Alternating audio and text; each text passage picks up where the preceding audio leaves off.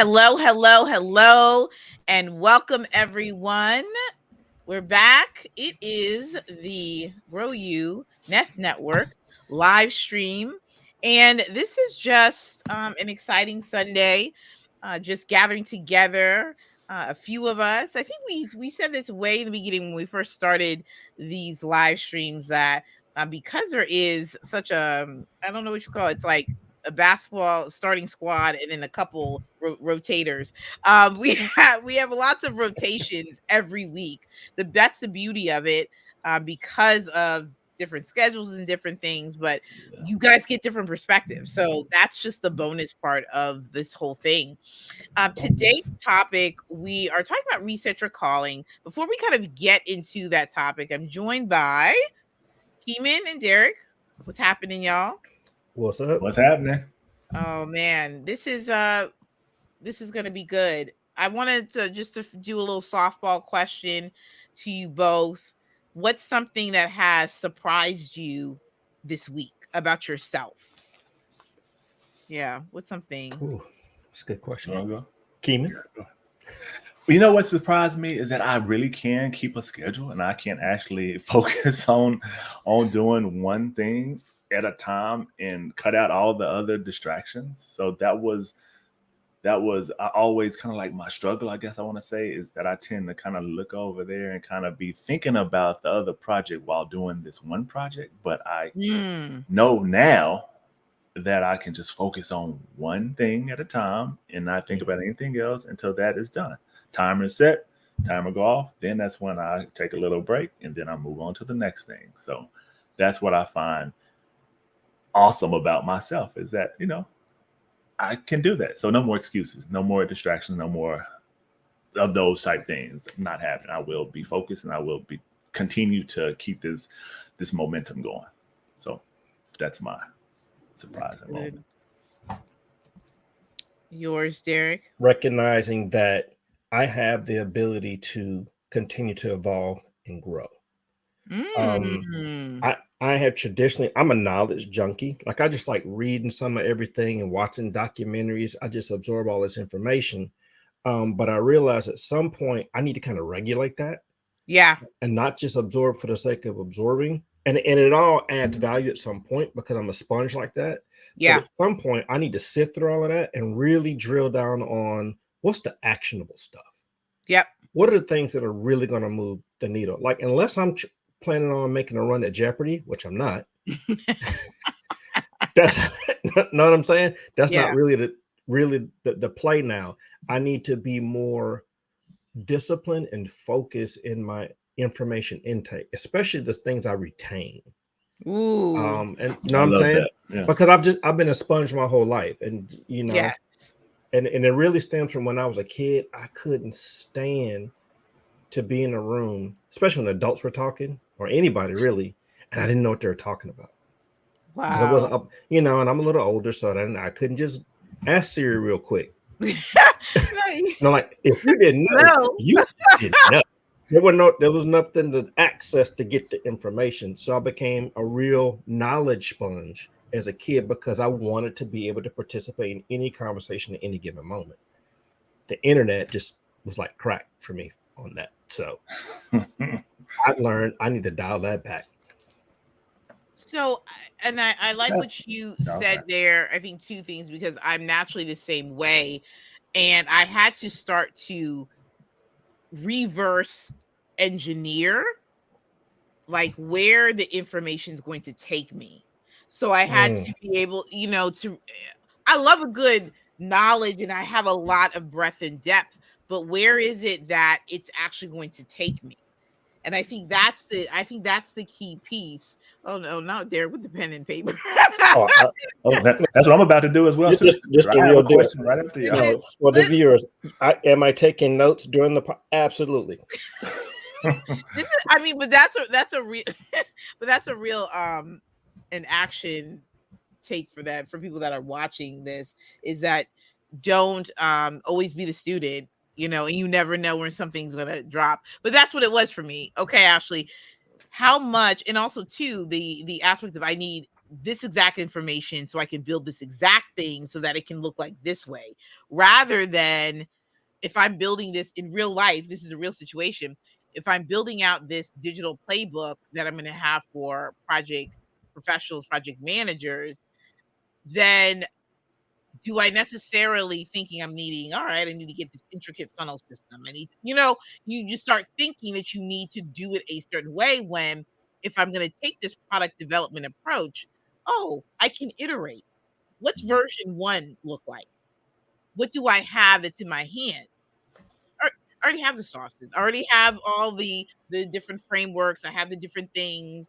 Uh let's not even go into the fact that, with my live stream videos, got like 133 up there already. So like you start thinking like where like how where's my information gonna take even then?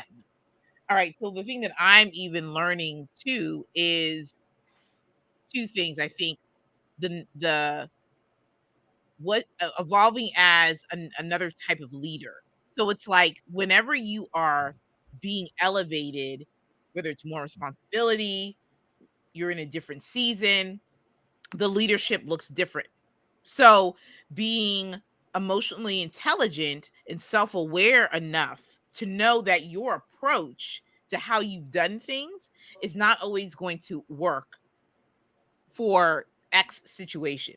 And I think for me, I've had to take a step back and be able to say, all right, I need you to drill down on these points that someone's saying, the words between the words, and listen and see how to react and to respond. So I would say that. I would say, yeah, the next leaning into the next step of leadership. Yeah. That's right. That's right. That's right, Bottle. Every new venture requires self-assessing. Shout out to Shadid. We see you. Woo. Appreciate you, brother Shadid. Yeah.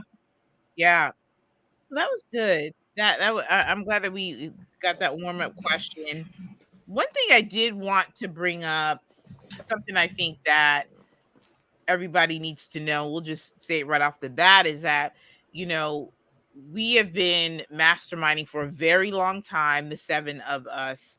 Keeman, Derek, myself, Tara, Aisha, AD, Arsenio. And so we've been masterminding for quite a while, since last February. And we've been meeting, talking, discussing, saying what is the next project, what is something that we could build together. We are still in that process, and we have recorded, we're making our way in our process of getting those out to you all. We started these live streams as a way to start to build, and as I said, and Derek kind of loves this analogy, as we are working together in our sort of our new phase, there's many different things that we are learning about each other. And with that said, we're just taking a strategic pause for these live streams. So moving forward, you won't see us for however many weeks that we sort of need to reset. But we already have on the schedule, on the books, our next meeting as we look at all things behind the scenes. So you'll get updates about that. You also see it evolve in real time, which is like the beauty part about this whole entire process. So, but even with that said, there's still like 6 to 7 of these that we've done that you guys can go back and just listen. You know what I'm saying? This is the type of evergreen content that, depending on your season, that's going to speak to you. So even with that said, our final sort of mid-season finale, because we'll be back, our mid-season finale is, we're talking about resetting your calling. So we had a meeting. We talked about lots of different things for 95 minutes, because I saw the tracker, the transcriber thing go 95 minutes that we talked. And and one of the themes was about resetting. And so I want to just open the floor and discussion about, we've talked about the calling for a long time and what that means to us, but also like as you're in your journey and God's calling you to a different place. And it could be physical, but also could be seasonal as well, just depending on it. Just trying to tease this up for you guys so you guys can understand where we're coming from. Sometimes there are parts of the journey that you have to step back and reset. So whether it's currently Keeman and Derek, where are you guys in resetting? Have you reset in the past? Are you feeling a reset coming? Yeah, always. It's a constant thing, and I think it's kind of twofold. And y'all know I love analogies, so I'm going to hit you with my sports analogy. There's like halftime adjustments, right? You know halftime is coming, right? That's a planned adjustment period based on what you've been observing. You know you're going to see some stuff in that first half. We're going to come in, we're going to take a little break, and we're going to reset, right? We know that. But then there's what's called in-game adjustments. The clock's still running. Like you're actively engaged in the process, and you're having to real time, on the fly, make adjustments to real time events. And that's where I'm at. I'm at a season of that professionally. You know, some things happen. You know, you have your plan. You feel like you're executing at a high level, but guess what? Life be lifing. And sometimes life don't care about you and your plans, because we had this in the mix unbeknownst to you. And so what? You got to make some adjustments sometimes. You know, you don't panic, right? You fall back on your systems and your circle of influence, your networks, and all of these things. You know, because if you do this long enough, you know there's gonna be the curveballs in life. And so I'm in a season of adjustment, not panicking over it. You know, one, I trust that God has a plan, right? And two, I just need to execute and follow that plan. Right. But that's just life. Yeah, that's good. Well, let me come in and say, oh yes, multiple resets. I am going through one now. Just because I got caught, not necessarily got caught, but I was going in a direction that I kind of forgot why I was going in that direction, and then I let multiple things kind of come in and kind of dilute that, and then I had to kind of, and then I was just kind of just going through the motions and not truthfully caring, not necessarily not caring, but I wasn't doing the stuff that I like to do and that I know I was called to do. You know what I'm saying? I kind of let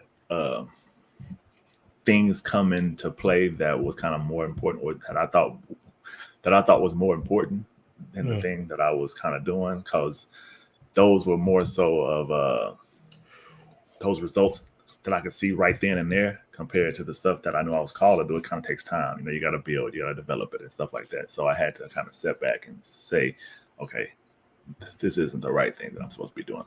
I need to step back, kind of come back to it, talk to my coach and things like that, and just get everything back in order. Talk to your what?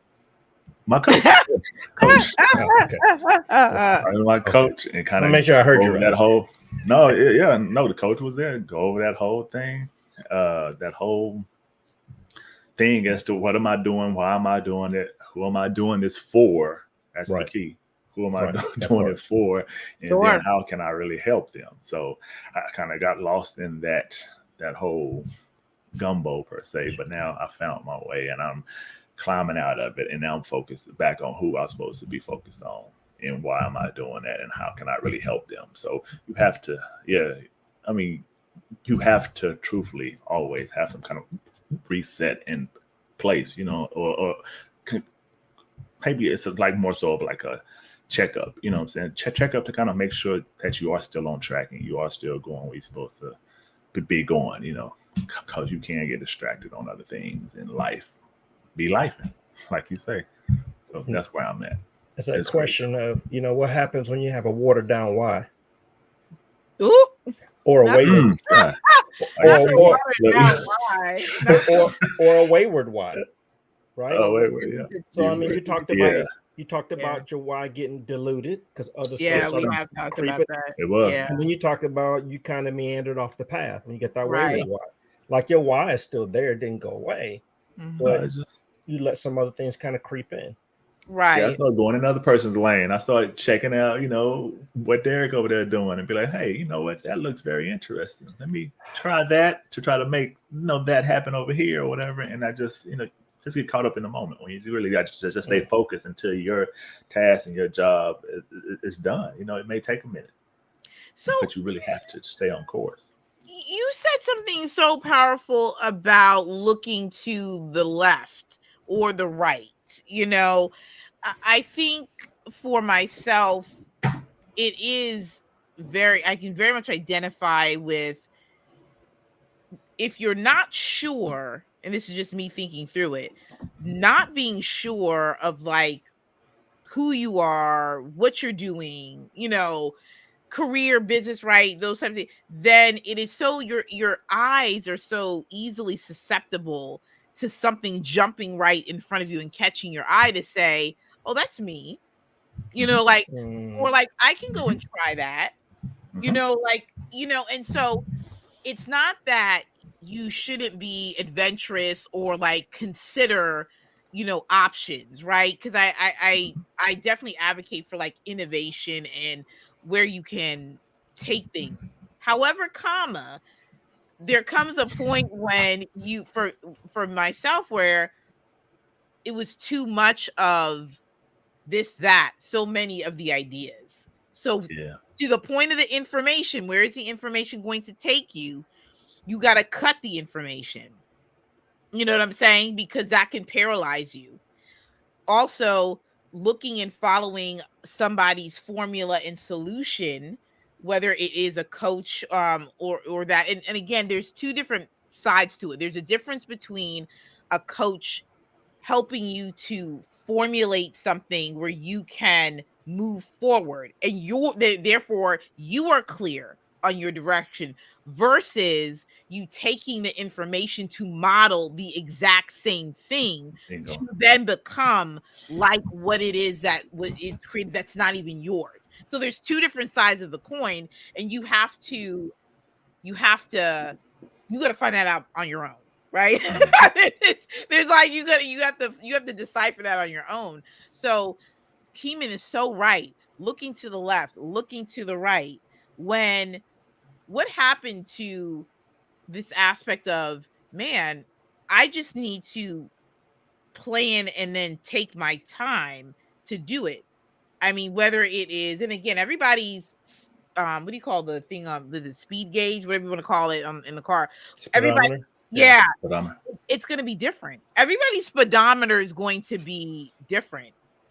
80 miles per hour might be super fast for somebody, and someone may be at a 120 or 150, and it could just be it's just going to be different.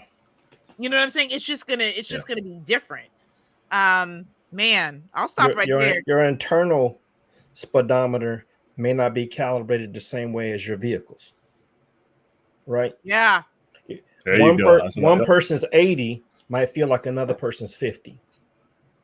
Yeah. You know what I'm saying? Like, you might feel like you're going so fast, but the person next to you is like, man, why are they going so slow? But that's where that comparison problem starts creeping in, right? It's like you got to run your race at your pace and not be so concerned with how they're doing it. Their 80 might be about to take them off a cliff because they're going to round that curve too fast, but you're envious. We have enough trouble looking ahead in our own lane without trying to look ahead and anticipate somebody else's too. I think the thing about that too is that, like they talk about in the comments too, it's a lack of clarity.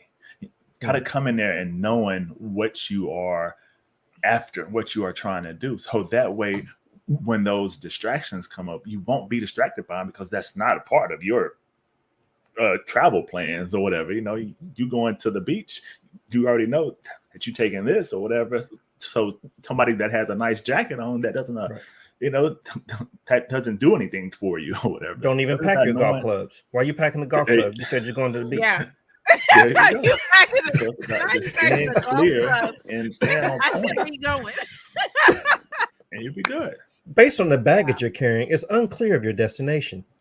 Exactly. Mm-hmm. So we got golf clubs, we got coats, we got jackets, we got bathing suits. Come on now, you're going to Florida. See, you got a tennis racket, golf clubs, and a Speedo. We're unclear what you're about to do. and that's what get us caught up. Well, I can go that direction. I can go this direction because I have everything. No, you need to drop everything and focus on that one thing, and that's it until you complete the task. Till God tells you something else. Stay Let me focused. ask you a question. Mm-hmm. What role do you think these two things play in all of this? Envy and doubt. So, you know what I'm saying? Yeah. You're peeking over to somebody else's lane because you're a little envious what you see happen over there. Uh-huh. And the doubt part is, I believe that even at our most certain moments in life, there's still a little seed of doubt in there. Is this the right direction? Is this really my calling?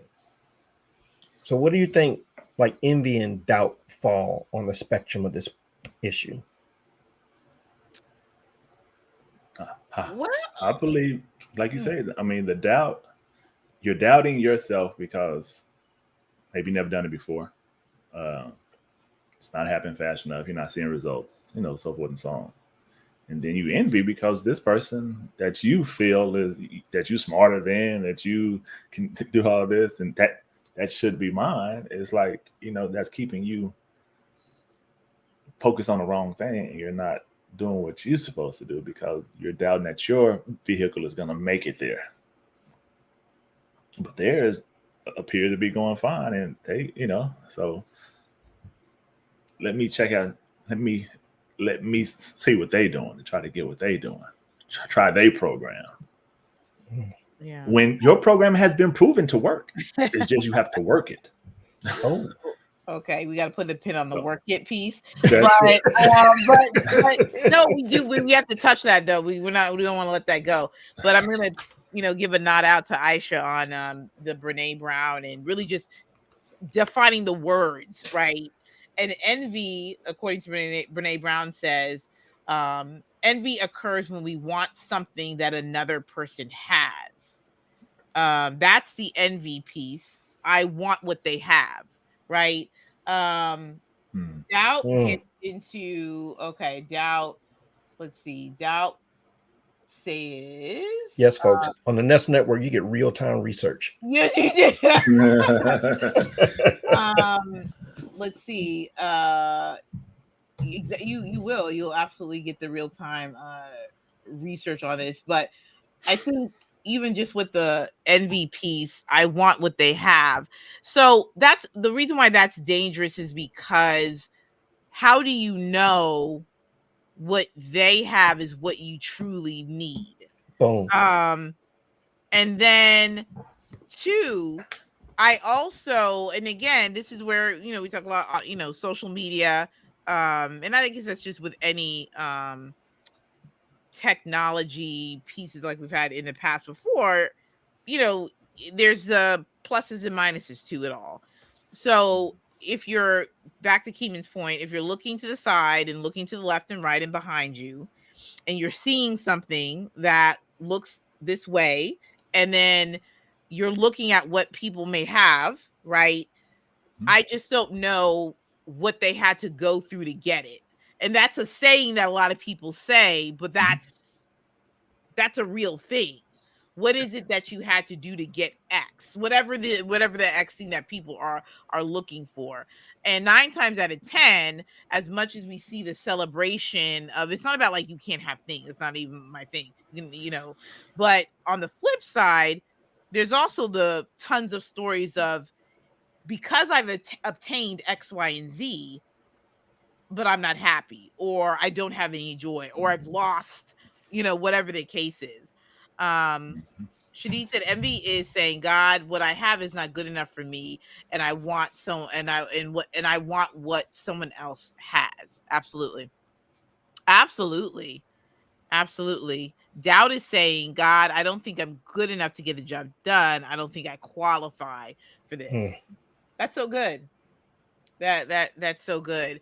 So I think when it comes to resetting your calling, where does the envy and the doubt come in?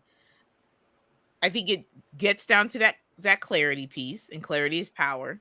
The more that you have it, the less that you're going to be looking at somebody else and tapping into, man, I want what they have because they have X, when we really haven't even defined what that actually is.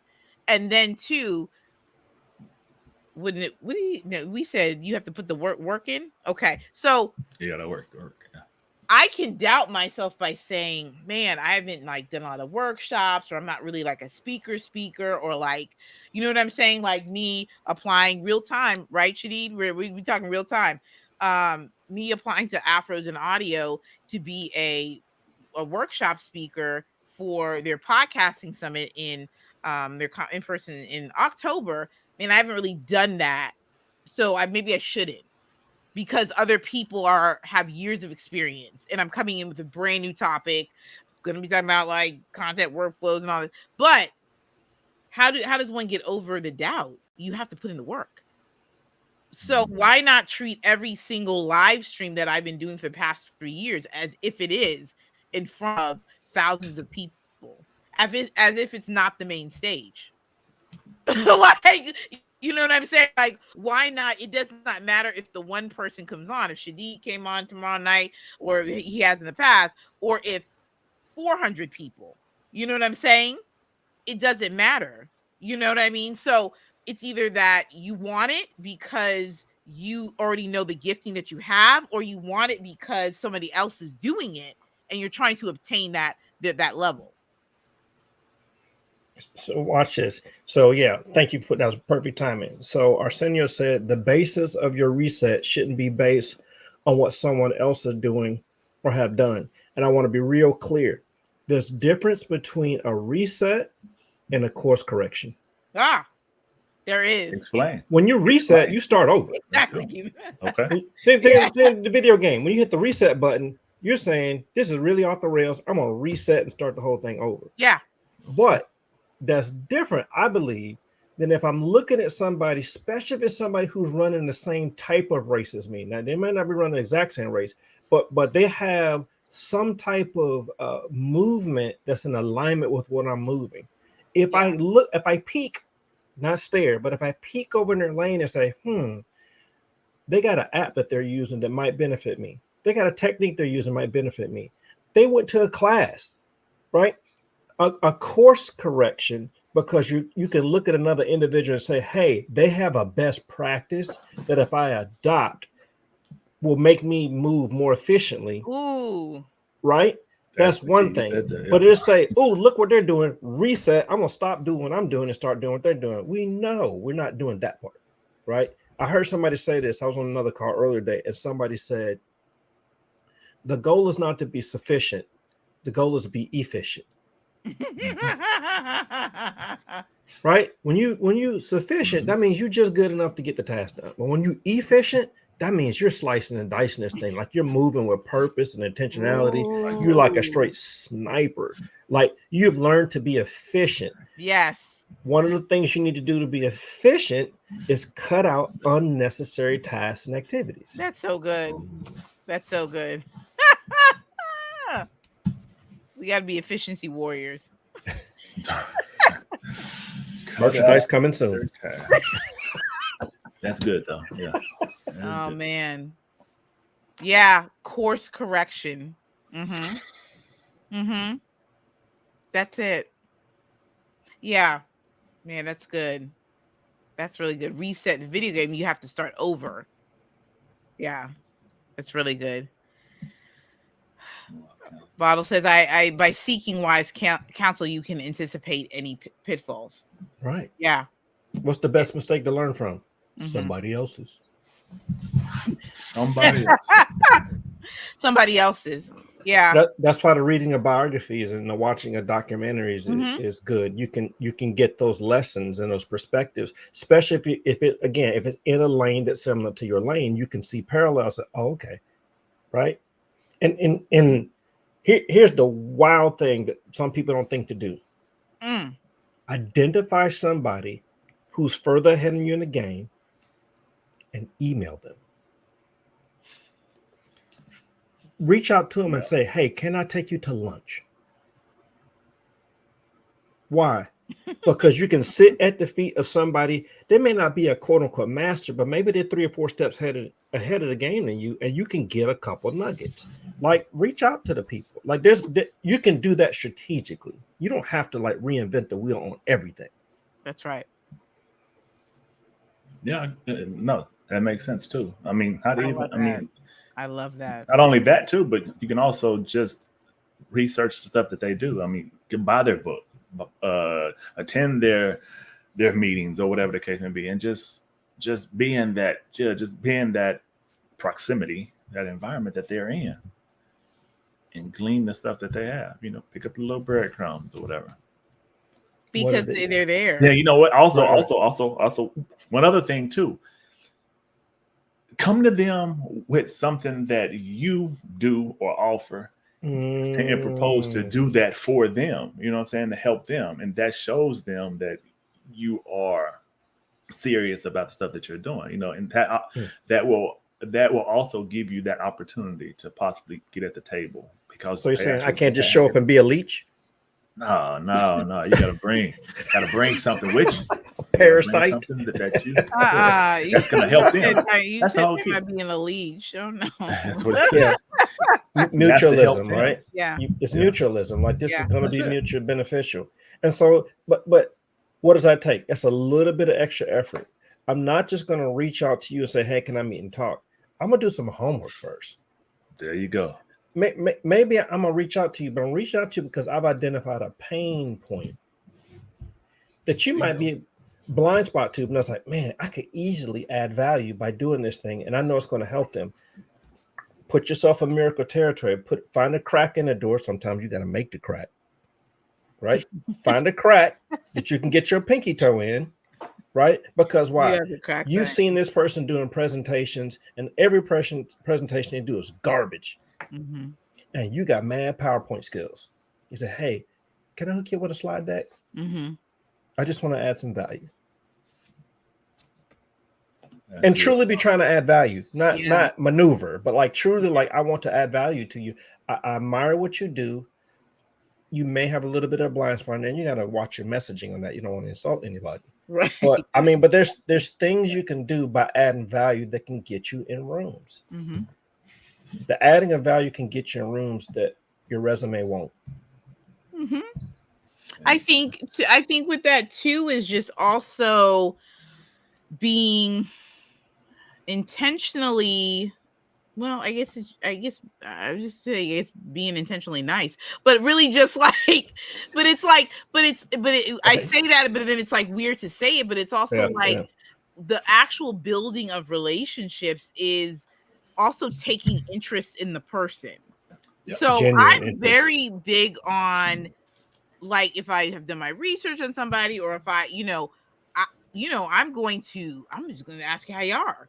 Like, I'm just going to start really basic, and really start to, and even I think asking insightful questions like, what do you sort of see? What are you seeing in your space?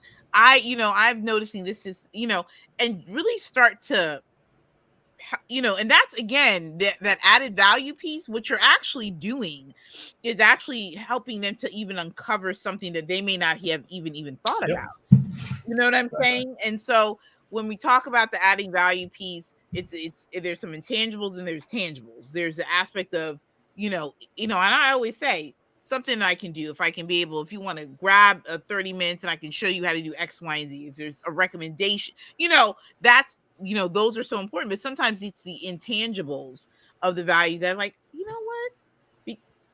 I saw X, Y, and Z, and, and I think this might be a good opportunity for you. Or like, you know what? I would love to connect. Let me even send you my number. Like, and really start to genuinely build rapport with people. You just don't. Yeah, I'm huge on that. I think it's so important. People have literally created opportunities for themselves. There weren't opportunities that were on the table. Like Justin, willing to reach out and add value and network and take general interest in somebody. In the course of conversation, you realize, oh, there's a whole gap right here that's not being filled. And it turns out I'm uniquely suited to fill that gap. All of a sudden, they done found some room in the budget for you. Mm-hmm. Yeah. But again, you got to be willing to put in the work. I think that's the key. You have to be patient, consistent, persistent too. But you got to put in the work consistently, persistently, over and over again. Not expecting it to happen in a week, 2 weeks. It may take a year. It may take 2 years. You just got to just keep doing it. Keep at it. Keep hitting it in the same spot. Keep doing it. Keep doing it. It's gonna work for you. So I see this question here that yeah, Shadid is I asking. see it. This is really He good. says, now here's a good question. Let's say that you're doing market research of individuals to do the same thing that you do, but in a different state, and they're your competition. So are they truly your competition? Like there's dollars on the line because of what you're doing, or it's just they happen to do the same thing you do? Because if they're in different states, those streams might not cross. I would take the approach of remembering that iron sharpens iron. Now, everybody's not going to sign up for that program because when iron hits iron, sparks fly. What I'm saying? There's a process to that where some heat going to be generated. But if you find the right person that's willing to at least, partner with you in turn on a knowledge level, maybe not on a financial level, but on a knowledge level. And again, you're not there trying to get their trade secrets. You're just simply looking to sharpen your axe. And you come with the approach of, hey, I'm moving this way. Some good things will happen. I'm seeing what you're doing. I really admire what you're doing. Can we compare notes? Now watch this. Again, analogy sports. There's something called tight end university, right? In American football, right? There's this position called a tight end, right? And they're an offensive player. There's a thing called tight end university where some of the top tight ends in the National Football League get together during the offseason and work together. Mm-hmm. They're competitors. They're on different teams, but iron sharpens iron. And this doesn't get promoted, I think, enough that in the off season, these players that are on different, they work out together, they train together. You don't think they're talking strategy and, hey, when I did this and you did that, right? That's real. Coaches talk, right? So you can be competitors and collaborative at the same time. That's real good. And just to add on to that really too, it's like you also can help that person and they can do the same as you because there's things that you know that they may not know and vice versa. So it's like y'all are going to be sharpening each other and kind of not just no it's not a competition, but it's like there's enough room for you all to make it. I mean, it's a big world. We got a lot of people. So we talking motives and where's your heart at, right? Yeah. Like you can have a strong desire to win while simultaneously encouraging somebody else to win too. Yeah. But you got to have a certain kind of heart for that. Yeah, because two things can be true at the same time. It is, we're in the same industry. We do the exact same things. We also have the same market and demographic or both can be true at the same time. But even in Shadid's case, even in a lot of people's cases, but my sauce is different. And these are the following ways that they're different. So even for myself, plans, some plans I have where people in my same industry, they're doing things, we're in the same industry, but I also know here's 1 through 4 of the top 3 things that I know that are already different. That are going to be the exact. It's a new approach. It's it's a new way of how I think about things.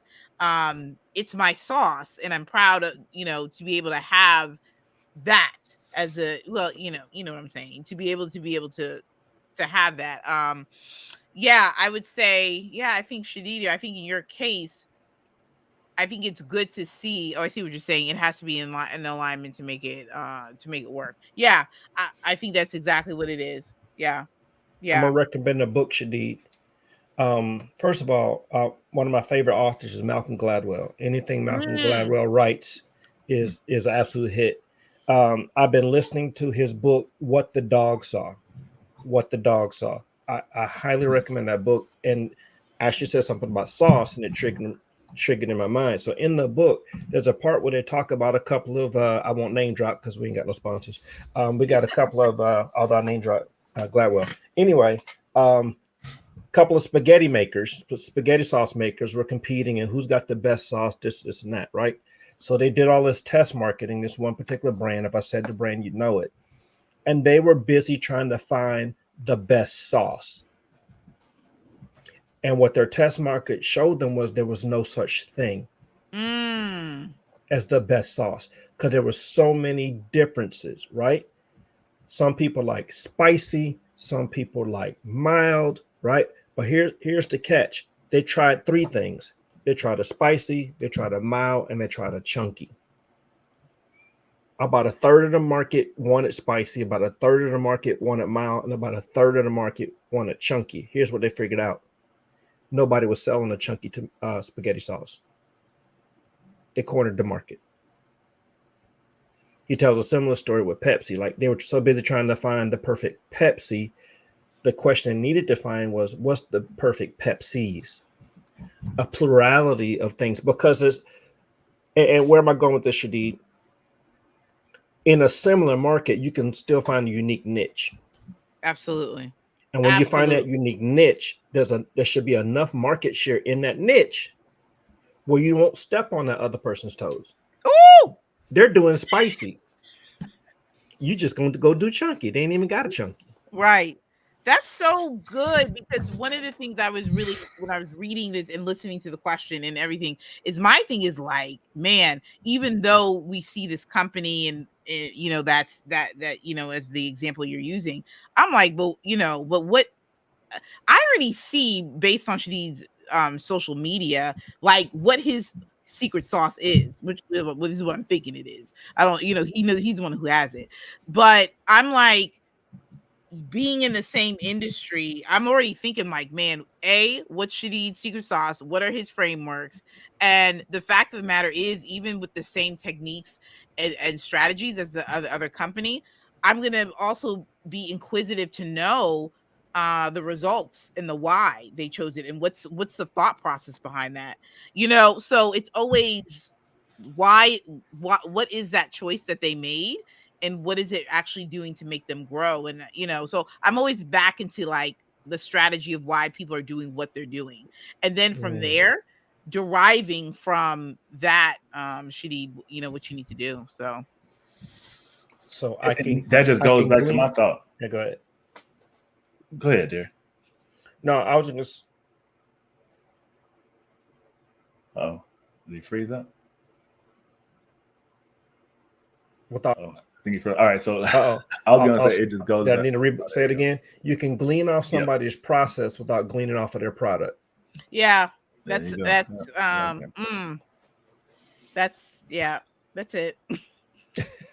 whole. It goes back to that whole thing with the, you know, with the clarity and what you bring to the table. That's all I got. I'm sorry, Keeman. Go ahead. I'm sorry. It kind of goes back to that clarity thing and what you bring to the table. What makes you different? You know, I mean, you could have two people doing the exact same thing, but what makes you? What's your USP, right? Your unique selling proposition. Your unique. There you go. Yeah. And hone in on that because they may not have good customer service, or they may have, you know, whatever the case may be. But yours could be off the chain. Because I deal with that stuff too, and website marketing and things like that. There's a ton of people that do website designs, that market sites or whatever. But I have to be me, and that's the, you know, the customer service, the things that I bring to the table that can't nobody else do. And you target a very specific market. Yes. Yes. Oh yeah. Your goal isn't to build websites for everybody. That's correct. That is correct. I mean, and I'll just go off of even the things that you do post, Keeman. I'm like, this is somebody based upon like just quick glances when I'm reading. I'm like, oh yeah, trustworthiness, you know, just right off the bat, just based upon the post and whatnot. And for me, I you know, I think in these days and times, like that's, I think would speak volumes to someone saying, I want to know more about what's going on. You know what I'm saying? Like I want to even take it a step further. Yeah, I think that USP, your unique, yep, your unique selling proposition. You got to hone in on that, and then that's it. Hone in on that. Yep, unique selling proposition. Just what differentiates you in the market? What makes your product? I ain't gonna say better, because sometimes just your different is enough to sell. Does McDonald's make the best hamburger in the world? Don't stop them from selling billions. No. Uh-oh. Quick, fast, and efficient. You can get it done. Get in and get out. That's it. There you go, Shadid. Look, one-on-one Love help. That's what I'm talking about. That's what we That's do it. at the Nest Network. We're gonna have to start doing some live drop-ins. Absolutely. So while we're on this break, we'll put that in the formula, stir that up, see what comes up. Yeah, absolutely, man. This has been a good one. Final thoughts that y'all want to share. Be authentic. Be yourself. Know what you're doing and why you're doing it. Write it down. Keep going back to it to remind yourself, who am I doing this for? Why am I doing it? What's my expected results from this? And then just stay at that. Keep being consistent. Keep doing it. Keep hitting it in the same spot over and over again until you get what you want. I would say don't get so caught up in trying to accomplish stuff that you forget to periodically self-assess, take breaks, and reset from time to time. You can have your foot on the gas and be going so fast that you fly off the curve and end up in the ravine because you were so busy trying to go when what you really need to do is tap the brakes.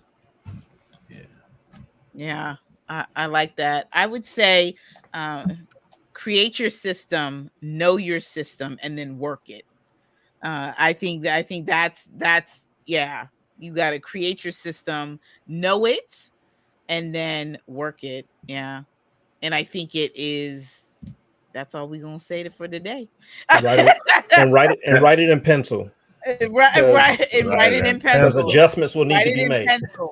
Adjustments will need to be made. Right. That's it.